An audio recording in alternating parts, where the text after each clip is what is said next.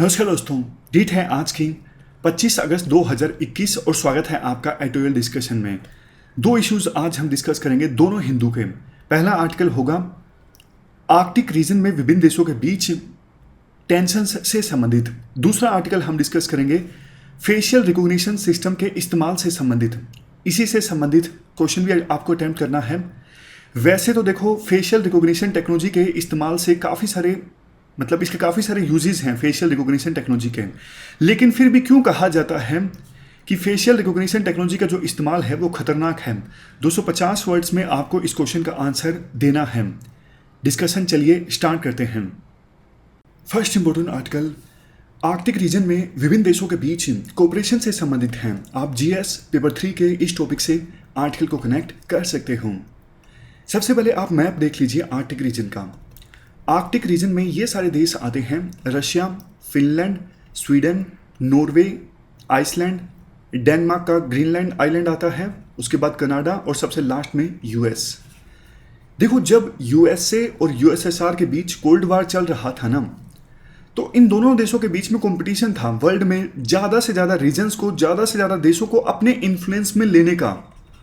तो वही competition Arctic region में भी देखने को मिल रहा था। दोनों एक दूसरे पर शक करते थे कहीं इस रीजन का इस्तेमाल करके हमारे ऊपर अटैक ना कर दिया जाए। लेकिन जैसे जैसे कोल्ड वार समाप्ति की ओर बढ़ा, 1987 में गोर्बाचेव, जो उस समय यूएसएसआर के प्रेसिडेंट थे, उन्होंने कोला पेनिनसुला की यात्रा के दौरान कहा, आप कोला पेनिनसुला भी देख लीजिए अगर प्री में पूछ लिया जाता है। ये रशिया है, यहाँ पे व्हाइट सी, और ये है कोला पेनिनसुला। तो कोला पेनिनसुला की यात्रा के दौरान उस समय यूएसएसआर के प्रेसिडेंट गोर्बाचेव ने कहा कि देखो, अब कोल्ड वार की जो राइवलरी है वो समाप्त हो गई है।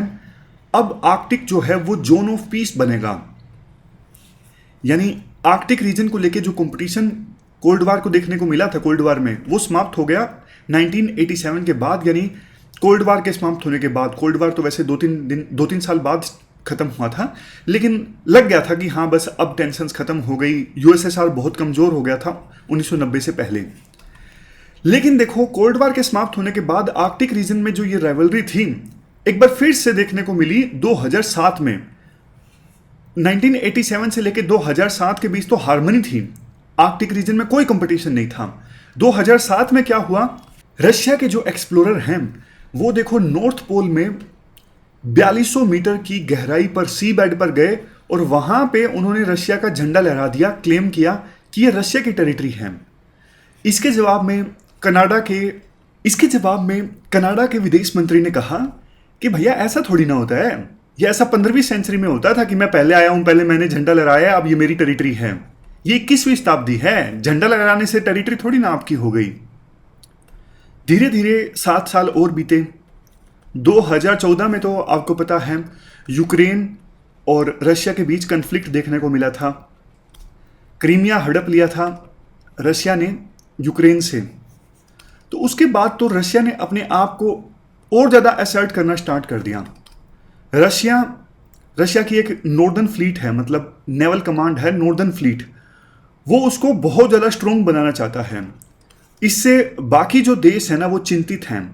आर्कटिक रीजन में जो ये आसपास के देश है ना, जैसे नॉर्वे, स्वीडन, फिनलैंड, ये सब चिंतित हैं कि रशिया अपनी नॉर्दर्न फ्लीट को बहुत स्ट्रॉन्ग बना रहा है।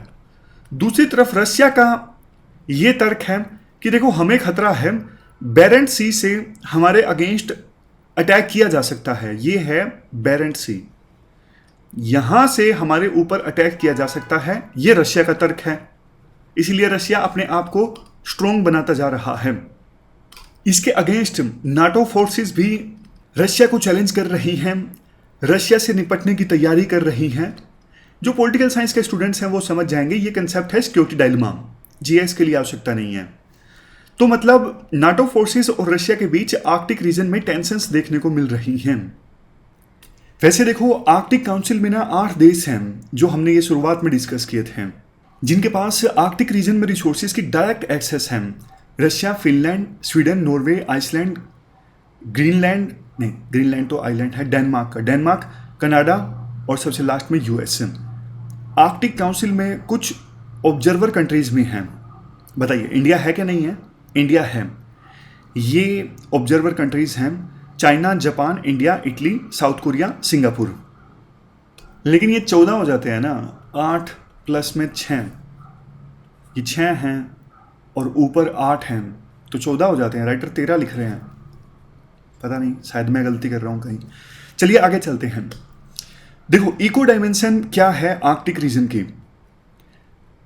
बहुत सारे जो एक्सपर्ट्स हैं वो अभी वर्ल्ड को जगा रहे हैं कि भैया जाग जाओ, टाइम है, जाग जाओ, क्लाइमेट चेंज बहुत तेजी से हो रहा है। देखो इस बार यानी 2021 की जो गर्मियां हैं ना, वो सबसे ज़्यादा तबाही मचाने वाली गर्मियां हैं इतिहास में। ऐसी वर्ल्ड में ऐसी लोकेशंस पर नेचुरल डिजास्टर्स देखने को मिली हैं, और वो भी अनएक्सपेक्टेड स्केल पर, जो पहले कभी नहीं देखने को मिली हैं। जैसे नॉर्थ अमेरिका में एक्सट्रीम हीट, रशिया के साइबेरिया में वाइल्ड फायर, यहाँ पे तो टेम्परेचर -40 डिग्री सेल्सियस रहता है, यहाँ पे वाइल्ड फायर देखने को मिली। तो पूरा जो वर्ल्ड है वो क्लाइमेट चेंज की आग से झुलस रहा है, और आर्कटिक रीजन भी इससे अछूता नहीं है। World climate and security report 2020 के अनुसार आर्कटिक रीजन में वार्मिंग जो है वो बाकी प्लेनेट के अपेक्षाकृत 2 गुना तेजी से हो रही है। यहाँ बर्फ बहुत तेजी से पिघल रही है। हो सकता है अगले 10 सालों में यहाँ पर आइस फ्री समर्स देखने को मिले, यानी बिना बर्फ की समर्स देखने को मिले। अभी तो गर्मियों में भी यहाँ पर बर्फ जमी रहती है, लेकिन जितनी तेजी से वार्मिंग हो रही है उतनी तेजी से होती रही तो हो सकता है आने वाले 10 सालों में यहाँ पर बिना बर्फ की समर्स देखने को मिले, और मिड सेंचुरी यानी 2050 आते आते ये भी पॉसिबल है कि गर्मियों में जो सी आइस है वो पूरी तरह से पिघल जाए। वैसे देखो एक क्वेश्चन ये भी उठ रहा है कि एकदम से आर्कटिक रीजन में विभिन्न देशों का इंटरेस्ट क्यों जग गया। मतलब पहले तो ऐसा नहीं था। उसका रीजन ये है क्योंकि देखो तेजी से बर्फ पिघल रही है ना, तो विभिन्न देशों को संभावनाएं मिल गई हैं कि यहाँ पे बहुत सारे रिसोर्सेज मिलेंगे और उन रिसोर्सेज को एक्सप्लॉइट किया जा सकता है। इसलिए विभिन्न देश आर्कटिक रीजन में कब्जा करना चाहते हैं अपने अपनी स्ट्रेटेजी के अनुसार। चाइना का देखो बहुत बड़ा इंटरेस्ट जग गया है। क्यों? आप ये मैप देखिए। चाइना वैसे आर्कटिक रीजन में डायरेक्टली नहीं आता है, लेकिन चाइना ने अपने आप को स्टेटस दे दिया नियर आर्कटिक कंट्री, ऐसा कुछ उन्होंने स्टेटस दे दिया। यहाँ पे देखो नियर आर्कटिक स्टेट, अपने आप से ही चाइना ने ये स्टेटस खुद को दे दिया। देखो चाइना का मेन इंटरेस्ट ये है, अभी चाइना जो माल मंगवाता है या फिर एक्सपोर्ट करता है ना यूरोप के कंट्रीज में, तो वो सारा माल यहाँ से होके आता है।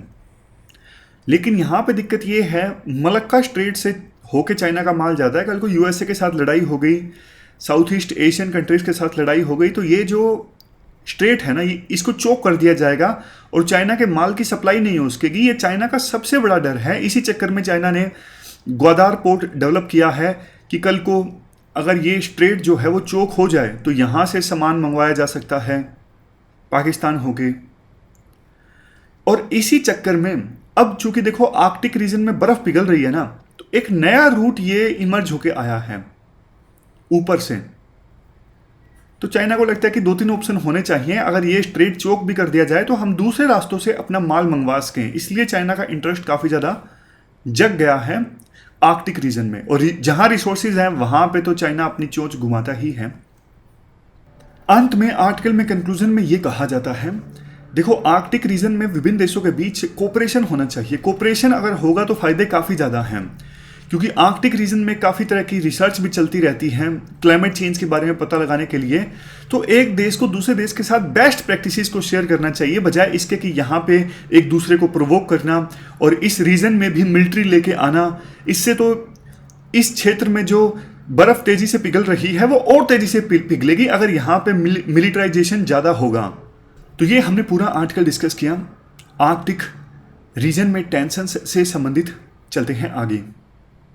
इसके बाद हमारे देश में लॉ इन्फोर्समेंट एजेंसीज के द्वारा क्रिमिनल्स को पकड़ने के लिए फेस रिकॉग्निशन सॉफ्टवेयर के इस्तेमाल से संबंधित हैं। आप जीएस पेपर 3 के इस टॉपिक से आर्टिकल को रिलेट कर सकते हो।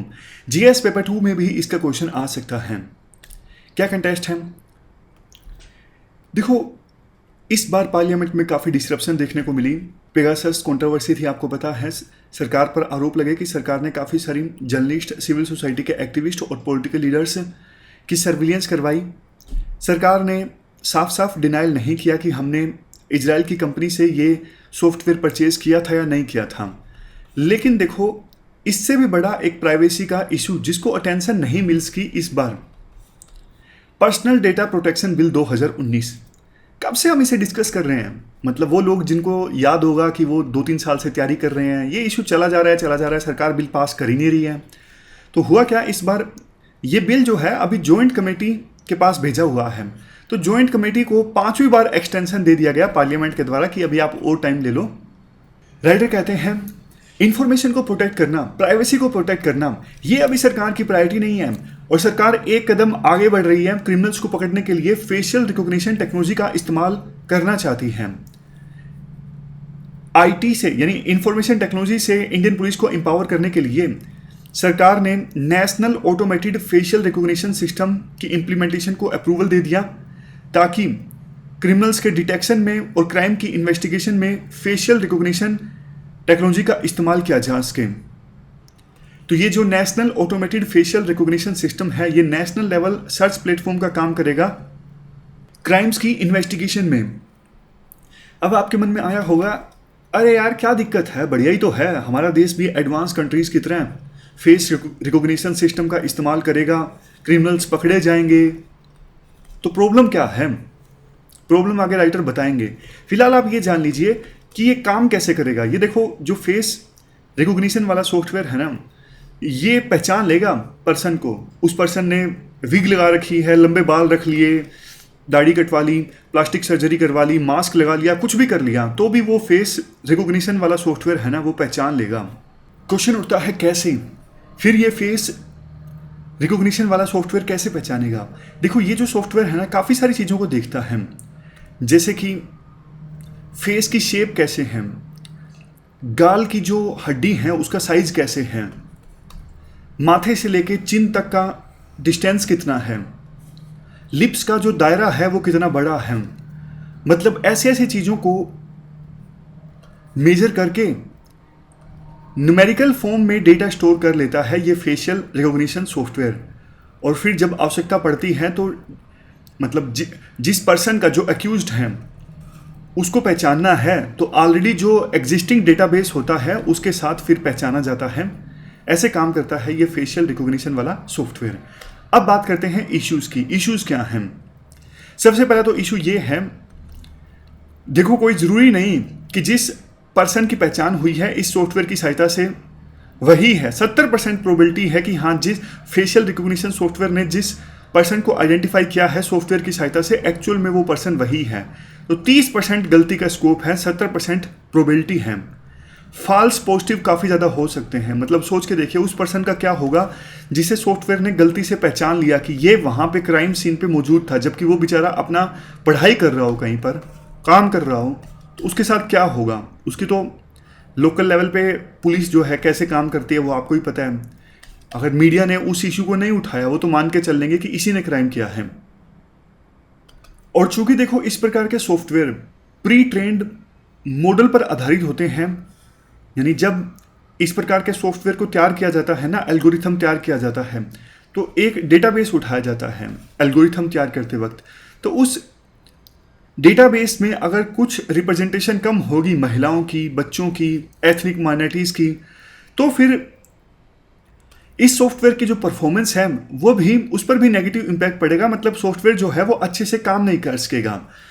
मतलब कहने का ये है सीधा सीधा, जो देखो प्री ट्रेंड मॉड्यूल होते हैं सॉफ्टवेयर को तैयार करने के लिए, जब एल्गोरिथम तैयार किया जाता है, वो एल्गोरिथम किसी ना किसी डेटाबेस पे तो आधारित होता है ना। उस डेटाबेस में ही कमियां मिलेंगी तो फिर ये जो सॉफ्टवेयर है वो बायस्ड होकर काम करेगा, इफेक्टिवली काम नहीं कर पाएगा। इसके बाद है आपका फेवरेट पॉइंट जो आपके मन में आया होगा कि ये सॉफ्टवेयर क्यों गलत है, राइट टू प्राइवेसी का वायलेशन। ये जो सॉफ्टवेयर है वो राइट टू प्राइवेसी का वायलेशन होगा, ऐसा आरोप राइटर लगाते हैं। फंडामेंटल राइट है राइट टू प्राइवेसी। 2017 में पुट्टास्वामी जजमेंट आई थी जिसमें सुप्रीम कोर्ट ने कहा था अगर राइट टू प्राइवेसी को वायलेट करना है तो 3 टेस्ट पे खरा उतरना चाहिए। सबसे पहले लेजिटिमेट, मतलब वायलेशन जो है वो एक कानून के आधार पर होना चाहिए। दूसरा, जितनी आवश्यकता है सिर्फ उतना ही राइट टू प्राइवेसी का वायलेशन होना चाहिए। जब देखो राइट टू प्राइवेसी का वायलेशन हो तो ये भी देखा जाए कि आप वायलेशन कर रहे हो, इससे फ़ायदा थोड़ा सा होगा लेकिन नुकसान काफ़ी ज़्यादा हो जाएगा। तो इन 3 टेस्ट पर खरा उतरना जरूरी है जब भी आप राइट टू प्राइवेसी का वायलेशन करो। तो क्या इस प्रकार से इस फेशियल रिकॉग्निशन सॉफ्टवेयर का इस्तेमाल किया जाएगा तो ये 3 टेस्ट पे खरा उतरेगा ये वायलेशन? राइटर कहते हैं नहीं। सबसे पहले बात करें लेजिटिमेसी की। कोई भी कानून के आधार पर इस सॉफ्टवेयर का इस्तेमाल नहीं किया जाएगा। सिंपली 2009 में cabinet committee on economic affair ने अप्रूवल दे दिया था कि इस सॉफ्टवेयर का इस्तेमाल किया जा सकता है। किसी एक्ट के आधार पर यूज होना चाहिए ना। तो दूसरा, राइटर ये कहते हैं देखो मॉडर्न डे क्राइम से निपटने के लिए सॉफ्टवेयर का इस्तेमाल होना जरूरी है, बट फिर भी होना ये चाहिए कि बेनिफिट जब हो राइट टू प्राइवेसी के वायलेशन से, बेनिफिट ज़्यादा हो, हार्म कम हो।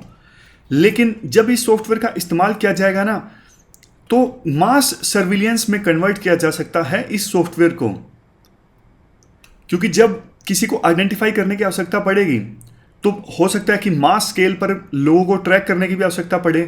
तो उस समय फिर जितने सीसीटीवीज हैं उनको खंगाला जा सकता है एक ही समय में। तो ये तो मास सर्विलियंस हो जाएगा ना। मान लीजिए किसी ने क्राइम नहीं भी किया है, उसको ट्रैक करने के लिए वो कहाँ पे है, इस सॉफ्टवेयर का इस्तेमाल कर लिया जाए, मिसयूज हो जाए।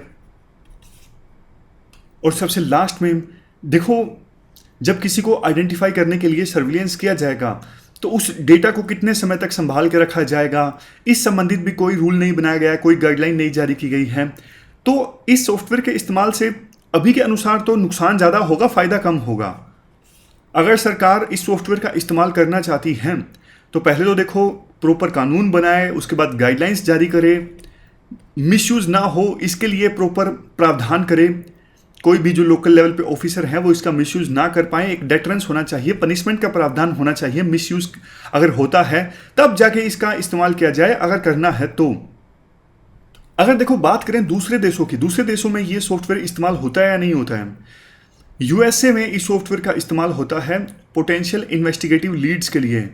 मतलब क्राइम हो गया, कोई लीड नहीं मिल रही है तो कम से कम क्राइम सीन का सीसीटीवी जो फुटेज मौजूद है उसके आधार पर पहचान की जाए फेशियल रिकॉग्निशन सॉफ्टवेयर की सहायता से कि कौन उस क्राइम सीन पर मौजूद था। तो लीड प्राप्त करने के लिए इस सॉफ्टवेयर का इस्तेमाल किया जाता है। इंग्लैंड के द्वारा भी किया जाता है सीरियस वायलेंस से निपटने के लिए। चाइना भी इस सॉफ्टवेयर का इस्तेमाल करती है रेशियल प्रोफाइलिंग के लिए। मास सर्विलेंस चाइना के द्वारा किया जाता है ताकि उइगर मुस्लिम्स को ट्रैक किया जा सके। हमारे देश में जो लॉ एंड ऑर्डर और पुलिसिंग है ये स्टेट सब्जेक्ट्स हैं, और कुछ जो इंडियन स्टेट्स हैं उन्होंने नई टेक्नोलॉजीज़ का इस्तेमाल करना स्टार्ट कर दिया है बिना टेक्नोलॉजी के खतरे को पहचाने। ऐसा देखो इसलिए क्योंकि दूसरे देशों में ये सॉफ्टवेयर जो इस्तेमाल हो रहा है ना प्रॉपर चेक्स एंड बैलेंसेस के आधार पर हो रहा है। जैसे यूएसए की बात कीजिए, यूएसए में facial recognition and biometric technology moratorium act है जो 2020 में आया था, ताकि ये जो बायोमेट्रिक सर्विलेंस होता है बिना स्टैट्यूटरी ऑथराइजेशन के इसको रोका जा सके। मतलब ऐसा नहीं कि कानून के बिना ही इस सॉफ्टवेयर का इस्तेमाल हो जाए, इसलिए 2020 में कानून आया था यूएस में। यूके की बात कर लीजिए, यूके में कोर्ट ऑफ अपील ने यह कहा था साउथ वेल्स के द्वारा इस सॉफ्टवेयर का इस्तेमाल करना कानूनी तौर पर गलत है बिना क्लियर गाइडलाइंस के, क्योंकि बिना गाइडलाइंस के आप इस सॉफ्टवेयर का इस्तेमाल कर रहे हो जो कि गलत है, ऐसा यूके की कोर्ट ऑफ अपील ने कहा था। इवन यूरोपियन यूनियन में प्राइवेसी को प्रोटेक्ट करने वाली जो अथॉरिटीज़ हैं उन्होंने भी कहा है कि इस फेशियल रिकॉग्निशन सॉफ्टवेयर पर बैन लगना चाहिए। लास्ट में राइटर ये भी बोलते हैं देखो एनोनिमिटी जो है ना, अज्ञानता, मतलब लिबरल डेमोक्रेसी में बिल्कुल एनोनिमस होकर रहना, ये एक इम्पोर्टेंट राइट है जनता के हाथ में। अगर इस सॉफ्टवेयर का अनरेगुलेटेड यूज़ किया जाएगा ना तो ये इंडिपेंडेंट जर्नलिज्म के अगेंस्ट है। मतलब कुछ लोग जो पीसफुली यानी शांति के साथ इकट्ठा हो सकते हैं उसके अगेंस्ट है। जैसे ऐसा हो सकता है, राइटर का जो मेन कहना चाहते हैं वो ये कहना चाहते हैं, मान लीजिए सिटीजनशिप अमेंडमेंट एक्ट के अगेंस्ट प्रदर्शन हो रहा है तो सरकार इस सॉफ्टवेयर का इस्तेमाल करके पहचान सकती है कौन कौन प्रदर्शन में आया है क्या नहीं है, बाद में उनसे बदला लिया जा सकता है। समझ गए? ये सारे पॉइंट लिखने नहीं, आपको समझने के हैं। लास्ट में कंक्लूजन में राइटर यही बोलते हैं कि अगर देखो सरकार इस सॉफ्टवेयर का इस्तेमाल करना ही चाहती है तो कानून पास करवा लेना। वैसे भी बहुत सारे जो कानून है वो जल्दी जल्दी से बने हैं, जो फार्म बिल्स पास हुए थे वो भी बहुत जल्दी से हो गए। इस लोकसभा सेशन में भी बहुत सारे बिल्स पास हो गए 15। तो क्यों ना इस सॉफ्टवेयर को इस्तेमाल करने के लिए भी आप कानून बनवा लो, बिना कानून के आप क्यों इस्तेमाल करना चाहते हो, ऐसा राइटर कहना चाहते हैं। तो ये थी हमारी आज की डिस्कशन। आज हमने 2 इश्यूज़ को डिटेल से डिस्कस किया। हमारी आज की इस डिस्कशन में इतना ही है। Thank you very much for discussion.